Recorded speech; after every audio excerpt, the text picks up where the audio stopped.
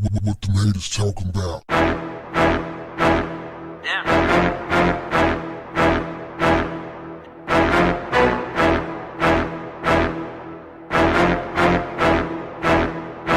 What's up, family? Here's a weird one. Weird.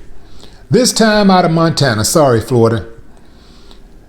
We have a Montana woman who was sentenced to the maximum 20 years in prison for sexually assaulting her ex-boyfriend. Here's the backstory. Samantha Mears broke into her ex-boyfriend's home while he was out running errands. She hid behind a bedroom door. Upon his return, she emerged from behind the door, put a machete to his neck, and proceeded to tell him to take off his clothes. She removed her pants and she hopped on top of him and sexually assaulted him.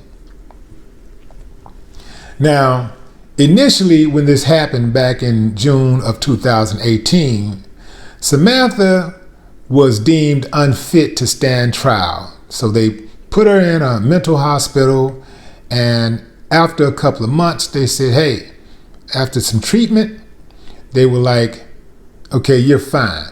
You can stand trial. Well, actually, it wasn't a couple of months. It was a few months. But after she got her treatment, they said, okay, you can stand trial.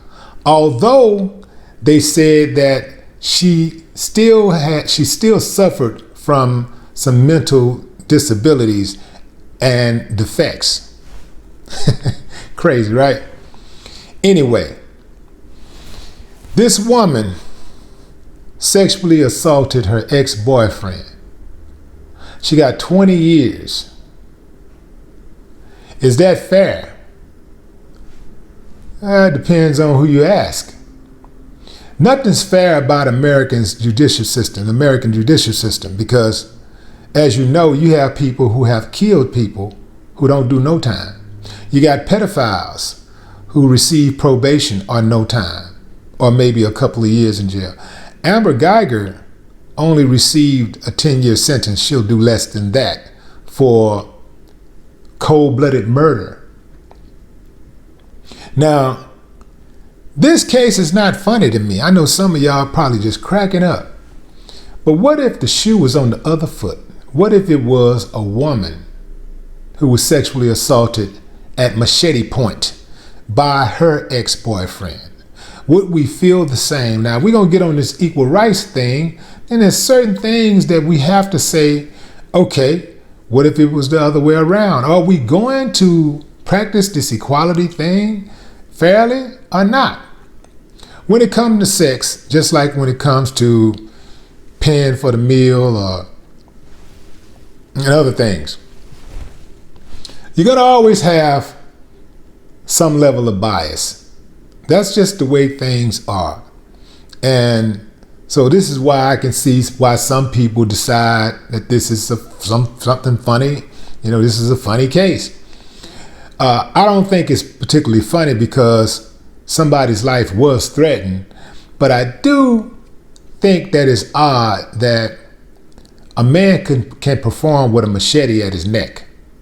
You know, it's different. You know, women don't have to get an erection, you know, but men have to have some type of erection in order to have sex, you know, to have that penetration and all that stuff. You got to have some type of erection, right? So I don't see how he was able to get an erection with a machete to his neck. Perhaps, I can't even say that. But I'm going to go ahead and tell y'all what I was thinking. I was going to say maybe he wanted it. But that's a classic rapist line, isn't it? See what I mean? You reading between the lines? Come on, y'all. Where the consistency? I'm just trying to figure out also, she got a whole machete. It ain't a gun. Even if it was a gun, at some point, what kind of dude is this who can't get the gun away from her during sex? she's right there on him, and you're having sex at any point. He wasn't tied up. At no point can you take the gun away. A machete is, this big or this big, like you can't take the machete away from your girlfriend or your ex-girlfriend. It's just a very, very weirdo type case to me. That's all I'm saying. I'm not saying that the dude was not violated. I'm not saying that he's lying about anything. I'm just saying very, very weird. Maybe this dude is light as a feather.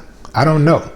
But I cannot, under any circumstance, fathom a woman being able to put a machete to my neck and force me to have sex with her.